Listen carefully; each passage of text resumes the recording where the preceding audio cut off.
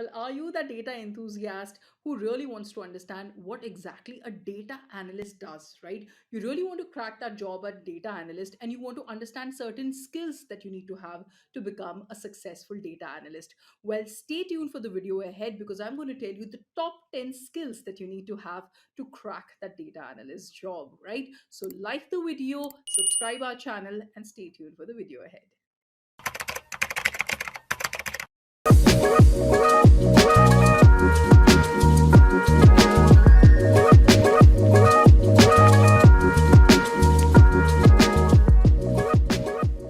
Well, hello, my name is Afreen Rahman, and before I begin this video, it's very essential for us to understand what exactly does a data analyst does.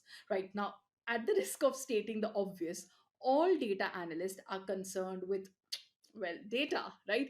They use technical tools to parse through a large quantity of raw information, and they develop meaningful insights in the process. So data analysts are quite often responsible for removing corrupted data, or they are responsible for determining data quality, and they prepare reports for their employers, right? So now all of these tasks, as you must have already guessed, require analysts to have at least top 10 technical and soft skills to become a successful data analyst. Well, I'm going to tell you these top 10 skills. The skill number one here is data visualization. Now, as the term suggests, data visualization is a person's ability to present data findings, either via graphics or either via other illustrations, right? Now, the purpose of this is very simple, right? It facilitates a better understanding of your data driven insights, right? Even for those who aren't trained in data analysis. So with data visualization, data analyst can help a business decision makers basically to identify certain patterns and then understand complex ideas at just a glance, just to have a glance at data. So this capability, the data analyst of a data analyst is to gain a better understanding of a company's situation, convey useful insight to their team leaders, and even shape companies decision making for a better future ahead. Now, skill number two is data cleaning. And as any other Marie Kondo aficionado will tell you, cleaning is an invaluable part of achieving success, right? And data cleaning is no different. So it is one of the most critical steps in assembling a functional machine learning model, and it often comprises of a significant chunk of any data analyst day, right? So most data scientists would you would find them spending 80% of their time cleaning data. Why? Because in simple truth, in machine learning, better data beats fancier algorithms. Now, with a properly cleaned data set, even simple algorithms can generate a remarkable insight. So on the flip side, if you see, unclean data can produce misleading patterns, and it can lead a business towards mistaken conclusions, right? Now, skill number three is MATLAB. Now, MATLAB is a programming language, and it has a multi-paradigm, numerical computing environment, and it supports algorithm implementation, matrix manipulations, and data plotting, among many other functions. So businesses, interested in big data have begun turning to MATLAB because it allows analysts to drastically cut down on time that they usually kind of spend, on pre-processing the data, and they facilitate quick data cleaning, right? It facilitates quick organization of data and data visualization. So most notably, MATLAB can execute any machine learning models which is built in its environment across multiple platforms. Now, skill number four is R. Now, R is one of the most pervasive and well used languages in data analytics. Our syntax and structure were created to support analytical work basically. So it encompasses several built-in easy to use data organization commands by default. The programming language, the R programming language, basically it also appeals to businesses because it can handle very complex and large quantities of data. Now, given its popularity and functionality, learning R should be high on the priority list for any aspiring data analyst, right? Skill number five is what? Nothing else but Python. So learning Python though should be the top priority for any data analyst, right? Now this high level general purpose programming language offers a remarkable number of specialized libraries, right? Which many of which pertain specifically to artificial intelligence. Now Python's applicability to AI development is particularly important. So understanding Python is a skill data analysts need to keep current in an increasingly AI concerned professional landscape. So those interested in furthering their familiarity of Python should also look in its ancillary programs, like you have your pandas or your numpy, which is a package which assist Python users with scientific computing tasks. Right now, skill number six is SQL and NoSQL. So if you want to break into data analytics, there are several database languages that you'll need to be familiar with, if not fluent with. All right off the bat.